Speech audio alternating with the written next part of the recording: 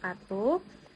Perkenalkan, saya Ocha Syawani selaku moderator pada video kali ini. Pada video kali ini kami akan membahas reformasi birokrasi pada mata kuliah Sistem Administrasi Negara Kesatuan Republik Indonesia.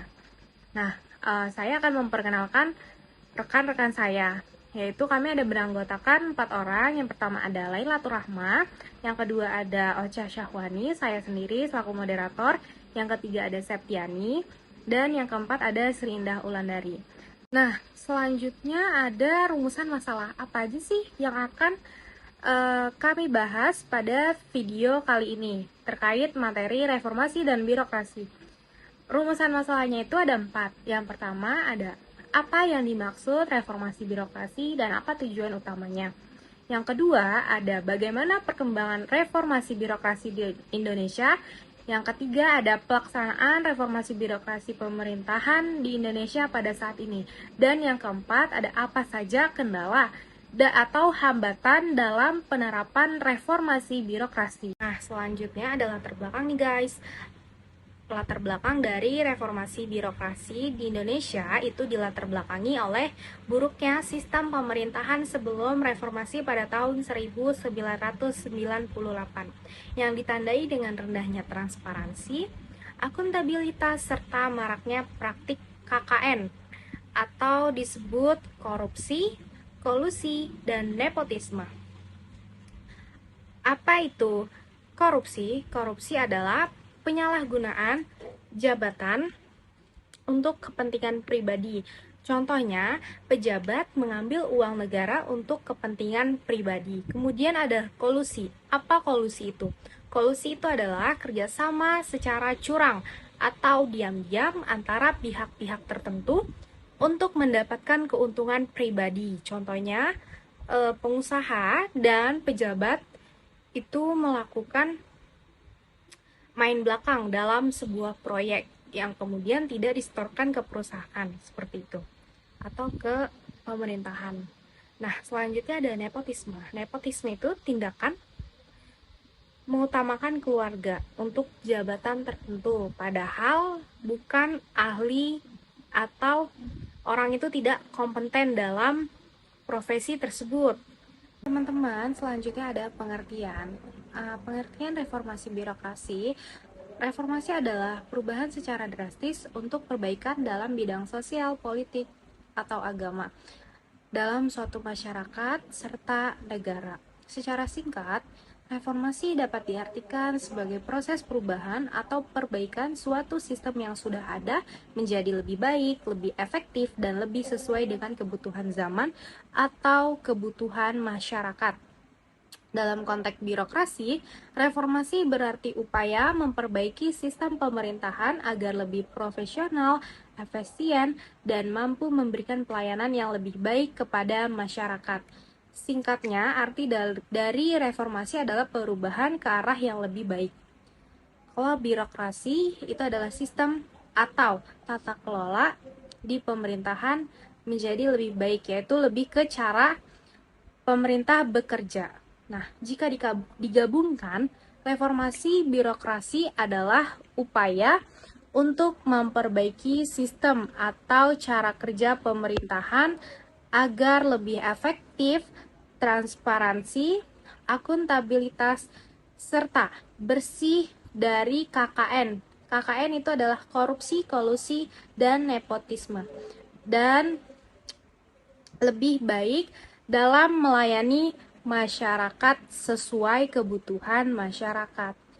Selanjutnya akan dibahas oleh rekan saya. Selanjutnya adalah sejarah. Sejarah pada masa Soekarno atau Orde Lama ya, birokrasi ini masih belum stabil dan banyak banget dipengaruhi oleh kepentingan politik, dan sedangkan pada masa Soeharto kebalikannya, birokrasi lebih tertata dan mampu mendorong pembangunan ekonomi, namun disertai praktik kekuasaan dan otoriter yang penyimpangan guys. Dan memasuki era reformasi, berbagai pembaruan telah dilakukan seperti perubahan konstitusi, peningkatan kebebasan berpendapat, dan pelaksanaan otonomi daerah, dan peningkatan daerah pun, tapi hasilnya belum sepenuhnya dirasakan oleh masyarakat karena masih adanya masalah seperti korupsi, ketimpangan, dan rendahnya kualitas pelayanan publik. Dan mengapa sih pentingnya reformasi itu? Di sini aku bakal bantu untuk bacakan juga kepada kalian. Reformasi birokrasi ini perlu dilakukan karena sistem administrasi negara yang lama sudah tidak ada lagi sesuai dengan perkembangan zaman dan kebutuhan masyarakat. Dan dijelaskan juga bahwa pada masa sebelumnya sistem administrasi masih bersifat tidak teratur, bahkan cenderung feodal dan kurang efisien sehingga belum mampu menjalankan pemerintahan secara optimal. Dan seiring berkembangnya zaman, terutama setelah revolusi industri, munculnya tuntunan agar pemerintahan itu dikelola dengan sistem yang lebih struktur, profesional, dan efisien. Dan oleh karena itu, reformasi birokrasi menjadi penting untuk memperbaiki kelemahan sistem lama, meningkatkan kualitas pelayanan publik, serta menciptakan pemerintahan yang lebih transparan dan akuntabel. Dengan adanya reformasi, birokrasi pun diharapkan tidak akan lambat lagi dan tidak berbelit-belit, tetapi menjadi lebih responsif dan mampu memenuhi kebutuhan masyarakat secara efektif. Selanjutnya saya akan mempresentasikan kapan Indonesia melakukan reformasi birokrasi. Indonesia mulai melakukan reformasi birokrasi secara besar sejak tahun 1998, yaitu pada masa terjadinya reformasi 1998. Pada masa ini terjadi perubahan besar dalam sistem pemerintahan, dari yang sebelumnya cenderung tertutup dan kurang transparan menjadi lebih terbuka, demokratis, dan berorientasi pada pelayanan masyarakat. Sebelum reformasi, birokrasi di Indonesia masih memiliki banyak kelemahan, seperti proses yang lambat, berbelit-belit, kurang profesional, serta adanya praktik korupsi dan penyalahgunaan wewenang. Kondisi ini membuat pelayanan kepada masyarakat menjadi tidak maksimal dan menimbulkan ketidakpercayaan publik terhadap pemerintah. Setelah tahun 1998, pemerintah mulai melakukan berbagai perbaikan dalam sistem birokrasi, seperti meningkatkan kualitas aparatur negara, menerapkan sistem kerja yang lebih profesional, serta mendorong transparansi dan akuntabilitas. Selain itu, pemerintah juga mulai mengembangkan pelayanan berbasis teknologi agar lebih cepat dan mudah diakses oleh masyarakat. Selanjutnya yaitu, mengapa pentingnya reformasi birokrasi dalam pemerintahan saat ini? Reformasi birokrasi itu penting karena sistem pemerintahan yang lama sudah tidak lagi mampu mengikuti perkembangan zaman dan kebutuhan masyarakat yang semakin kompleks. Jika tidak diperbaiki, birokrasi akan tetap lambat, kurang efisien, dan tidak mampu memberikan pelayanan yang maksimal. Oleh karena itu, reformasi diperlukan agar memperbaiki kelemahan sistem lama agar menjadi lebih terstruktur, profesional, transparan, dan responsif terhadap masyarakat. Dengan adanya reformasi birokrasi, diharapkan pemerintah dapat bekerja lebih efektif dan mampu memberi pelayanan publik yang lebih baik, serta meningkatkan kepercayaan masyarakat terhadap pemerintah. Selanjutnya di sini saya akan menjelaskan tentang pelaksanaan reformasi birokrasi dan apa aja sih tantangan serta hambatan pada reformasi birokrasi di Indonesia saat ini. Nah, yang pertama itu ialah penyederhanaan struktur organisasi. Adalah pengurangan jabatan eselon untuk membuat birokrasi lebih cepat dan fleksibel. Kedua ialah digitalisasi pelayanan publik atau e-government. Pemanfaatan teknologi untuk pelayanan yang lebih cepat, fleksibel, dan mempermudah masyarakat. Yang ketiga ialah peningkatan kualitas SDM atau aparatur, seperti pelatihan perekrutmen berbasis merit dan peningkatan kompetensi ASN. Keempat ialah penguatan akuntabilitas dan transparansi, seperti pengelolaan anggaran dan kinerja yang terbuka serta dapat dipertanggungjawabkan.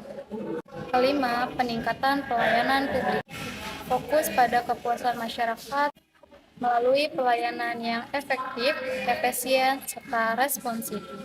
Yang keenam ialah pencegahan dan pemberantasan korupsi, seperti penerapan sistem internal maupun eksternal. Yang ketujuh ialah penerapan sistem pemerintahan berbasis kinerja. Ialah penilaian kinerja pegawai berdasarkan hasil kerja. Terakhir ialah ke-8 dengan penyederhanaan regulasi atau deregulasi. Mengurangi aturan yang tumpang tindih untuk mempercepat pelayanan dan investasi. Nah, selanjutnya ialah kendala atau hambatan pada reformasi birokrasi. Yang pertama ialah budaya kerja dan pola pikir atau mindset. Yang kedua ialah kolusi, korupsi, dan nepotisme atau bisa dibilang KKN. Yang ketiga ialah kualitas dan manajemen SDM. Yang keempat ialah resistensi terhadap perubahan. Kelima ialah struktur organisasi yang kompleks. Dan yang terakhir ialah lemahnya komitmen pemimpin. Nah, teman-teman, jadi gimana nih terkait materi yang sudah kami bahas? Apakah teman-teman ada yang kurang paham atau ada yang ingin ditanyakan? Silakan komen di kolom komentar.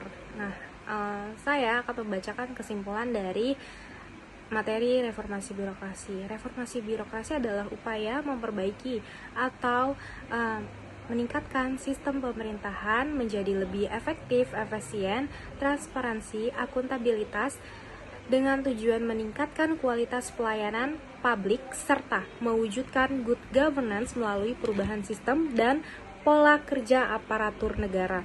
Reformasi birokrasi sangat bergantung pada semua pihak, terutama kepada pejabat dan pemimpin negara untuk benar-benar menjalankan perubahan secara konsisten dan menjadi lebih baik serta bersih dari KKN, korupsi, kolusi, dan nepotisme.